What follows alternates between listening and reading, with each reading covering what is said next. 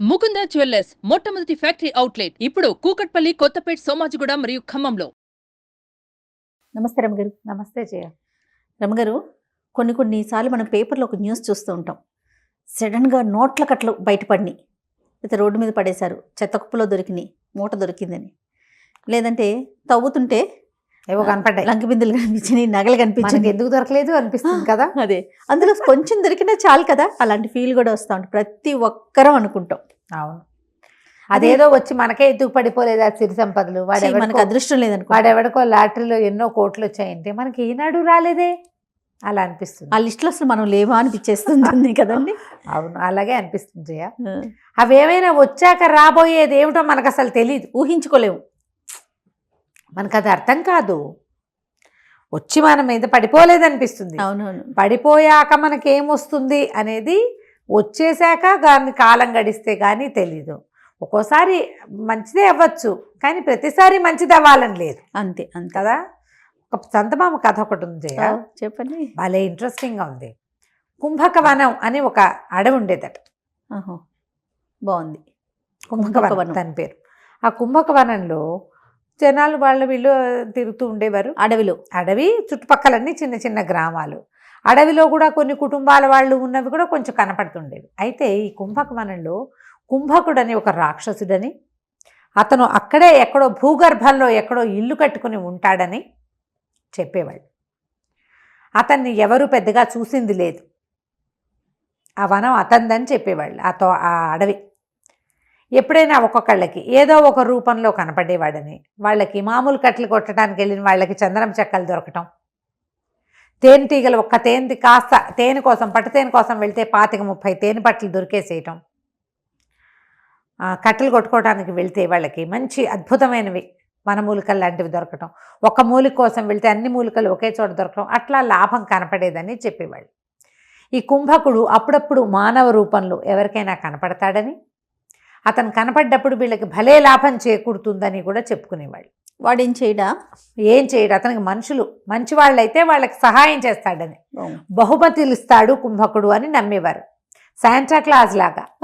కానీ అలా జరిగిన దాఖలాలు లేవు, కానీ ఆ మాటలు మాత్రం ఉండేవి. అయితే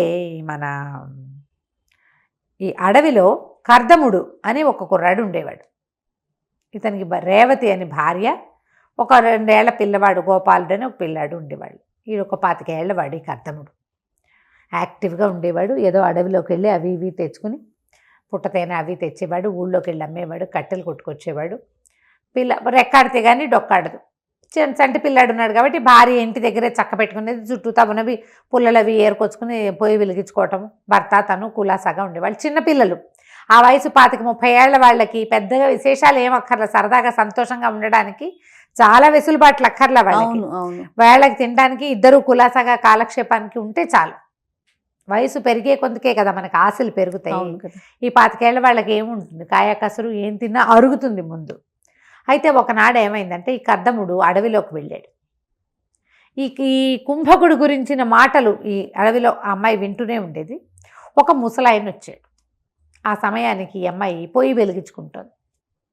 పొయ్యి వెలిగించుకుంటుంటే ఆ పొయ్యిలో ఊదుతూ నిప్పులు ఎర్రగా మెరుస్తుంటే, ఈ నిప్పంతా బంగారం అయిపోతే ఎంత బాగుంటుంది. బంగారం దొరకదే, అడవిలో వాళ్ళకి బంగారం దొరికింది, వీళ్ళకి వెండి దొరికింది, వాళ్ళకి గంధం దొరికింది అంటారు. మనకి ఏనాడు దొరకలేదు ఏంటి? పాపం కర్దముడు ఎంతో మంచివాడు కదా, అయినా కూడా మనకి ఎందుకు దొరకలేదు ఇలా ఆలోచించుకుంటుంది. చలికాలం.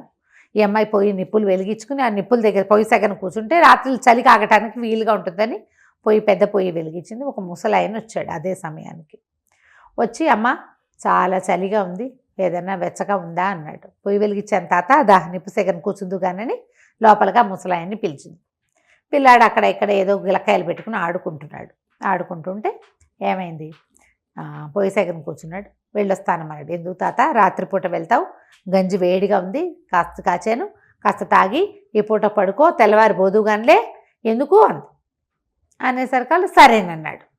సరేనంటే సరే గంజి ఇచ్చి, కర్దముడు ఇంకా రాలేదమ్మా, రోజు వేళకి లేటుగా వస్తాడా అని అడిగాడు. అడిగేసరికి తెల్లపోయింది. మా ఆయన నీకు తెలుసా తాత? తెలియకేమమ్మా, ఈ అడవిలో కర్దముడిని ఎరగని వాడెవడు, నేను ఈ పక్క నుంచి చాలాసార్లు వెళ్ళా, ఇవాళ ఆలస్యం అయిపోయి ఇట నీ నెత్తి మీద పడ్డా కానీ లేకపోతే నేను చాలా మాటలే మీ గుడిసెని చూశాను నేను అన్నాడు. ఓహో మొగుడికి తెలుసు కాబోలు అని కూడా అనుకుంది. ఆ గంజి తాగాడు. ఆ పొయ్యి సెగన పక్కనే కూర్చుని వెచ్చగా చలి కాగుతూ కూర్చున్నాడు. బాగా చీకటయ్యాక కర్దముడు ఏదో లేడీని కొట్టుకుని వచ్చి పట్టుకొచ్చాడు లోపలికి. గుడిసెలకు చెప్పా చలి చంపేస్తోందే, అన్నం వండావా అన్నాడు. రా నాకు ఆకలిస్తుంది, వేడివేడిగా అన్నం ఉంటే పెట్టేసే అన్నాడు. అనేసరికి ఆ మూల కూర్చున్న ఆయన్ని చలిగాలుతున్నావు తాత అన్నాడు. కానీ ఊరికే అడిగాడు తప్ప వీళ్ళిద్దరూ పరిచయం ఉన్న వాళ్ళుగా అమ్మాయికి తోచల. ఓకే. ఆయనేమో మెల్లిగా తలకాయ ఊపాడు. ఆ పొయ్యి పక్కనే నేలకు సాగిలపడి పడుకున్నాడు. మెల్లిగా గురక పెట్టేస్తున్నాడు. వీళ్ళిద్దరూ ఫ్రెండ్లీగా లేరు, ఒకళ్ళనొకళ్ళు ఎరిగిన వాళ్ళుగా కూడా అనిపించాల. ఎవరో దారిపోయే ముసలి తాతని ఇంట్లోకి రానిచ్చింది పెళ్ళాం అనుకుంటున్నాడు అతను.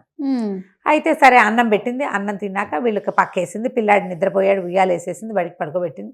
భార్య భర్త ఓ పక్కకు పడుకున్నారు. పడుకున్నాక పక్క నవ్వాడు. నవ్వి అన్నాడు, చూడవే కుంభకుడు, వీడి కర్మ ఎంత పెద్ద ఇల్లోట వాడిది. ఎంత ఇల్లు, భూగర్భంలో అసలు మన ఆడవంత ఇల్లుట. హాయిగా అక్కడ ఉండక చూడు మన గంజి తాగి మన ఇంట్లో ఎట్టబడుకున్నాడో నేల మీద అన్నాడు. ఏమిటయ్యా ఈయన కుంభకుడా? కుంభకుడు కాక ఎవరే, నేను ఎప్పుడూ చూడలేదు ఈ అడవిలో ముసలాయన్ని. నీ మంచితనానికి చూసి నువ్వు ఎంత బాగా చూసుకుంటున్నావో మొగుడిని పిల్లాడిని అని చూసి నీకేమన్నా బహుమానం ఇవ్వడానికి వచ్చాడు. తెల్లారే పెడతాడులే నీకు బోల్డంతా అన్నాడు. అమ్మాయి అలా నిద్రపోయింది. తెల్లవారు లేచాక ఈ ముసలి తాత వీళ్ళిద్దరు లేచేసరికి వెళ్ళిపోయాడు. ఆయన ఏదో వస్తువు ఒక సంచి తెచ్చాడు. ఆ సంచి తెరిచి చూస్తే దాని నిండా మొహరీలు. బా ఎంత డబ్బో, ఆశ్చర్యపోయారు. రాత్రి కాస్త గంజి పెట్టి వెచ్చగా చలి కాగడానికి ఉంచుకున్నందుకు ఇంట్లో ఇంత దిచ్చాడు అనుకున్నారు. అక్కడి నుంచి కర్దముడు అన్నాడు, మరేమో మనం పని చేద్దాం, ఈ డబ్బంతా మనకు దగ్గర ఉందని తెలిస్తే జనాలు ఎవరన్నా మీద పడిపోతారు, చెట్టు కింద పాతేస్తా, 100 మొహరీలు తీసుకెళ్ళి ఊళ్ళోకి వెళ్ళి మనకు కావాల్సిన సరుకులు తెచ్చేస్తానన్నాడు. సరే అన్నది. ఇల్లంతా బాగు చేసుకుంది. ఆ ముసలి తాత పడుకున్న పక్క అంతా దులిపింది, నేలంతా అలుక్కుంది. ఇతను ఏం చేశాడు, 100 మొహరీలు తీసుకుని మిగిలిన డబ్బంతా వేప చెట్టు కింద పాతి పెట్టాడు. సాయంకాలం వచ్చాడు. వచ్చేటప్పుడు ఎన్ని సామాన్లో తెచ్చాడు. ఒక బండి కూడా కొనుక్కొచ్చాడు. ఎన్ని సామాన్లు, పిల్లాడు ఆడుకునేవి, ఇంట్లోకి బొచ్చడి సామాన్లు పట్టుకొచ్చాడు, బోల్డ్ రకాలు. అక్కడి నుంచి బండి పూట మనకి ఇంత డబ్బులుంటే మన దగ్గర కాలినడకని తిరగాల్సిన కర్మ ఏమిటే మనకి, అందుకని బండి కొనుక్కొచ్చాను అన్నాడు. అతను తప్ప తాగి వచ్చినట్టు తెలిసింది అమ్మాయి. భర్త తాగేసి వచ్చాడు. ఆ రాత్రి ఒళ్ళు తెలియకుండా నిద్రపోయాడు. మళ్ళీ మర్నాడు 100 తవ్వి తీసాడు. అమ్మాయి అడిగింది, ఆ 100 పట్టుకెళ్ళి 100 అయిపోయినాయా అని అడిగింది. అయిపోక మనకేమన్నా తక్కువ లోట, వేలకు వేలున్నాయి, ఎందుకు జాగ్రత్తగా ఖర్చు పెట్టాలి మనం అన్నాడు. మర్నాడు మళ్ళీ 100 తీసాడు. మళ్ళా వెళ్ళాడు. ఏవేవేవేవేవేవో తెచ్చాడు వస్తువులు. తాగేసి వచ్చాడు. తీసుకెళ్ళటం తాగేయటం, తీసుకెళ్ళటం తాగేయటం, తీసుకెళ్ళటం తాగేయటం, ఇదే పాట. రోజులు గడిచే కొందికి అతను తెచ్చి ఇవన్నీ ఎందుకు కొంటావు అనేది, ఇవన్నీ ఎందుకు మనకి అంటే ఆ గుడిసెలు ఆ సామాన్లు ఏవి పట్టవు, అతను కొనుక్కొచ్చేవి. ఎన్నో వస్తువులు తెస్తాడు. ఇల్లు లేదు వీళ్ళకి, ఆ గుడిసెలోనే ఉన్నారు.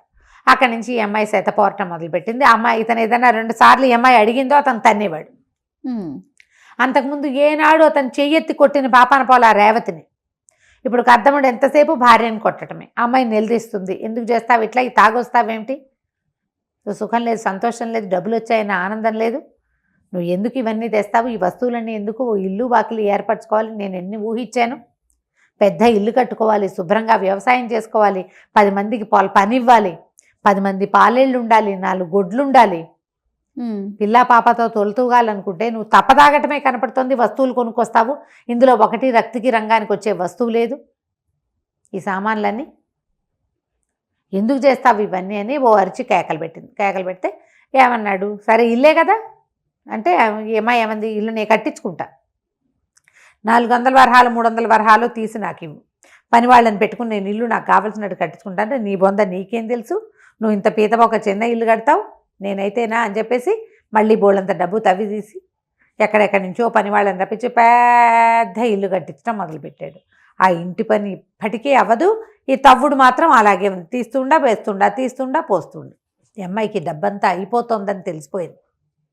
ప్రతిరోజు తీస్తూ ఉంటే లెక్క పత్రం లేకుండా తీస్తే ఎలా ఉంటాయి డబ్బులు? అంతేగా. డబ్బులు అయిపోతున్నాయి అనిపించింది. ఇంతలో ఏమైంది, ఒకనాడు ఇతను ఈ ఊరు వెళ్ళినప్పుడు టౌన్లోకి వెళ్ళేవాడు కదా, నగరంలోకి వెళ్ళినప్పుడు జూదం ఆడడానికి వెళ్ళటం మొదలుపెట్టాడు. తాగుడుతో పాటు జూదం కూడా. దురభ్యాసాలు అలాగే కదా మొదలవుతాయి, ఒకదాని నుంచి ఇంకొకటి. డబ్బుతోటి దురభ్యాసాలు మొదలవుతాయి. దురభ్యాసం నెంబర్ 1 స్టార్ట్ అయిందంటే 2, 3, 4, 5, 6, 7, 8 ఆటోమేటిక్గా వెళ్ళిపోతాయి. మనం చూస్తున్నాం కదా మనుషుల్ని, అట్లాంటి వాళ్ళని. అక్కడి నుంచి జూదశాలలో ఏదో మాట వచ్చి నా దగ్గర ఏం తక్కువ ఉంటున్నారు, చెట్టు కింద తవ్వితే కావాల్సినంత అన్నాడు, చెప్పేశాడు. అనగానే ఆ నోట ఈ నోట నగరంలో రాజుగారి చౌతి దగ్గరికి వెళ్ళింది. నగరాధికారులు వచ్చారు. నీకేదో దొరికింది పాతు, నేలలో దొరికిన పాతు రాజుది, నువ్వు వాడుకోవడానికి వీల్లేదు, నువ్వు ఎక్కడి నుంచి తవ్వి తీసుకొస్తావో అది తవ్వి చూపించమన్నారు. నేనెందుకు తవ్వుతా, అదంతా నా స్వార్జితం, నేను ఇవ్వనన్నాడు. వాళ్ళు ఊరుకోకుండా బల్లెం పెట్టి ఒక పోటు పొడిచారు. నా మీదే పడతారా అని ఇతను వాళ్ళ మీదకి తిరగబడ్డాడు. మరి తాగుబోతనంతో పొగరుబోతానం రాదు, అంతేగా. డబ్బుతోటి వచ్చేవేమిటి? తాగుబోతానం తిరిగిపోతానంతో పాటు పొగరుబోతానం కూడా వస్తుంది. తిరగబడేసరికి రాజభట్ల మీద తిరగబడితే వాళ్ళు కాస్త కత్తి విసిరేస్తారు, మెడ తెగిపోయింది. కేవమని పెద్ద కేక పెట్టింది రేవతి. కర్దముడు పరిగెత్తుకొచ్చాడు. ఏమిటి ఎందుకే, ఏదైనా కల వచ్చిందా అన్నాడు. అనేసరికి అమ్మాయి లేచి చూసుకుంది. అమ్మో ఏమిటి ఇదంతా ఇలా ఉంది అని. మీరు తెల్లవారింది అప్పుడే. అటు ఇటు చూసింది. ఆ ముసలి తాత వదిలిపెట్టేసిన మూట ఒకటి కనపడుతోంది. అతను లేచి వెళ్ళిపోయాడు. ఆ అమ్మాయి కేకలు పెట్టి ఇదిగో ఆ తాత వెళ్ళిపోయినట్టున్నాడు, ఆ సంచి ఏదో వదిలిపెట్టంటే ఉంచవే నీకు బహుమానం ఇచ్చుంటాడేం కదా కుంభకుడు అన్నాడు భర్త. కుంభకుడు ఇచ్చిన బహుమానం నాకొద్దు.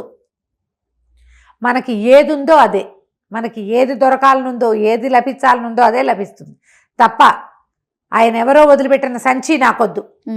కేకలు వెయ్యి, ముందు ఈ సంచి ఇచ్చేసేయి అని చెప్పేసి గట్టిగా కేకలు పెట్టింది. వీళ్ళిద్దరికీ మంచి సయోధ్య ఉంది.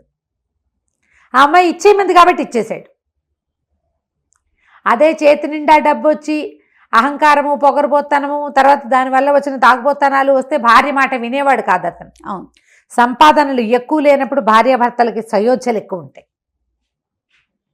మీరు గమనించండి, ఆలోచించండి. ఇలా ఉంటుంది.